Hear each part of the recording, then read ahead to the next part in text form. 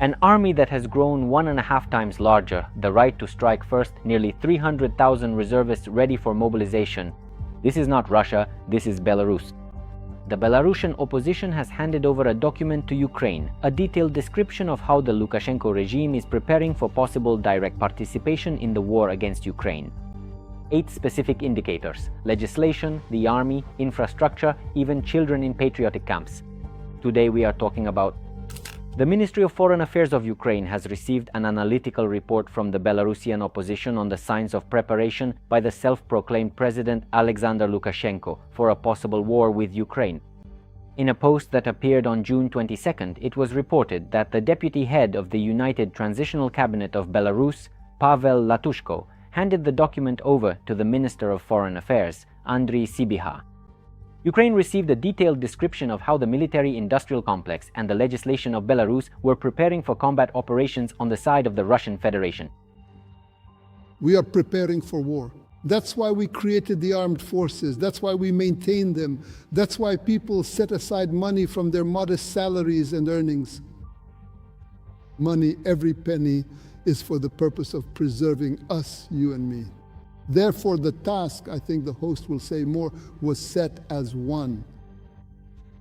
How will those units act? That will be brought to full combat readiness by the President in wartime conditions. Pavlo, there can be no peacetime at all. We are preparing for war.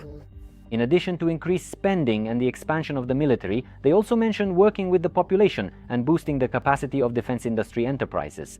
The post states that a report with 8 signs of Lukashenko's preparations for war was handed over during a visit to Kyiv. It is emphasized that they are considering the possibility of Belarus entering the war against Ukraine. And if there is a war, what will we do? I have to believe that our military are not eating for nothing bread. The first important change concerns the so-called preemptive strike. In 2024, amendments were made to the legislation that effectively expanded the grounds for the use of force. Previously, a response required the existence of an actual attack, but now even a potential threat can serve as a pretext. For example, the concentration of troops near the border or other actions that could be interpreted as preparations for an attack. In other words, it's no longer just about responding to an attack that has already occurred, but also about the possibility of acting preemptively. We are preparing for war. If this war doesn't happen, well, thank God it won't happen. We do not want this war. But we remember the lessons of 1939 to 1941. You remember that. The fascists advanced all the way to Moscow.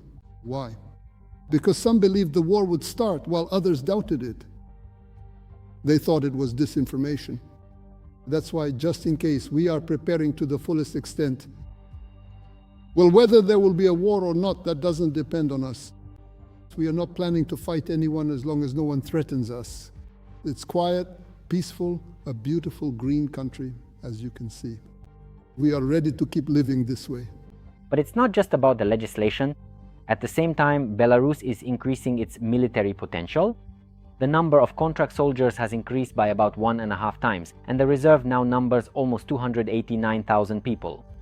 In addition, a Southern Operational Command has been created, which is responsible for the direction of the border with Ukraine. About 80,000 military personnel are expected to be part of it. How many thousands do we have under arms today? 70,000. 70,000. Altogether, nearly 100,000. Well, Karpenkov's as well, and Kubrakov's troops, and the smaller ones, even the state security committees and others, 100,000. 500,000, taking into account additional conscription in the event of war. I am asking you, please, teach people how to fight. There are also other notable changes. In recent years, Belarus's defense spending has increased fivefold. At the same time, the Belarusian military-industrial complex has effectively integrated with the Russian one. In other words, the volume of arms production is increasing. In 2024 alone, about 4 new models were registered. In addition, Russia has deployed Wagner PMC fighters, Oreshnik complexes, and nuclear warheads on the territory of Belarus. Belarus is becoming increasingly involved in Russia's military infrastructure. And that's not all. In Belarus, they are already building the so-called Khrenin Line, a system of defensive structures. At the same time, roads and bridges are being modernized so that troops can move quickly along them. Military equipment, At the same time, militarization affects not only the army. The authorities are actively working with the civilian population. For example, military patriotic camps are organized for children, where they are essentially prepared for life under conditions of constant confrontation. In the village of Bilinochi near Kostukovichi, an army children's camp for school children has opened. 70 children live in tents, wash themselves, and go to the toilet outdoors.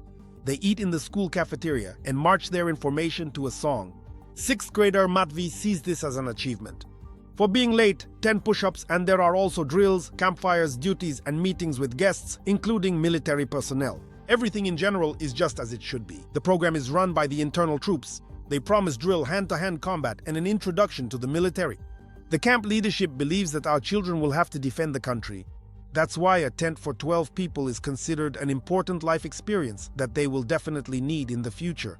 They are also preparing for possible consequences of the war. In Belarus, they are expanding medical infrastructure, approving rules for triaging the wounded, setting up shelters, and checking public alert systems. They are also purchasing bulletproof vests and other protective equipment.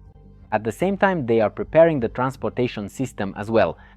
In particular, they are stockpiling enough fuel for at least 30 days, and legislation already allows for the requisition of civilian vehicles for army needs.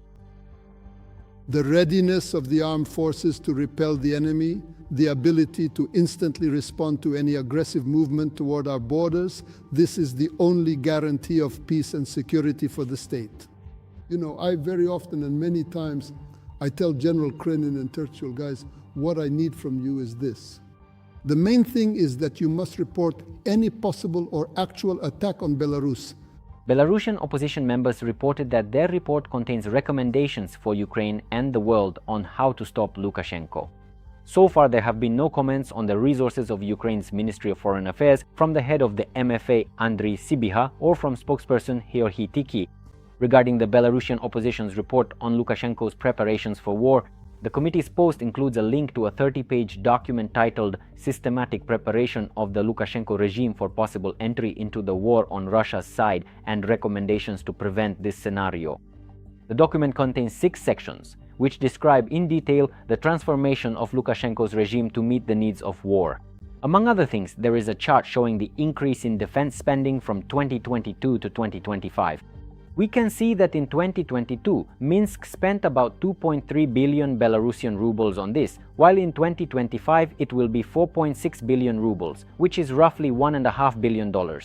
There is also detailed data about the Khrenin Line. For those who are not aware, Viktor Khrenin is the Minister of Defense of the Republic of Belarus. This refers to 3 fortified areas where trenches, firing positions, anti-tank ditches, concrete pyramids, and Dragon's Teeth have been constructed. Dragon's Teeth. In the section with recommendations on how to present this to Lukashenko, all positions are blacked out. These things, when Mr. Lukashenko says that he does not want to be drawn into this war, here he should be honest, at least with his own people, because it is not just him who could be drawn into the war, the whole country could be involved. His country, drawn in by Russia, they have been doing this since the very first days of this war. That's all from me for today. Don't forget to subscribe to this channel so you don't miss exclusive content. Focus. Thank you for being with us. We'll talk again soon.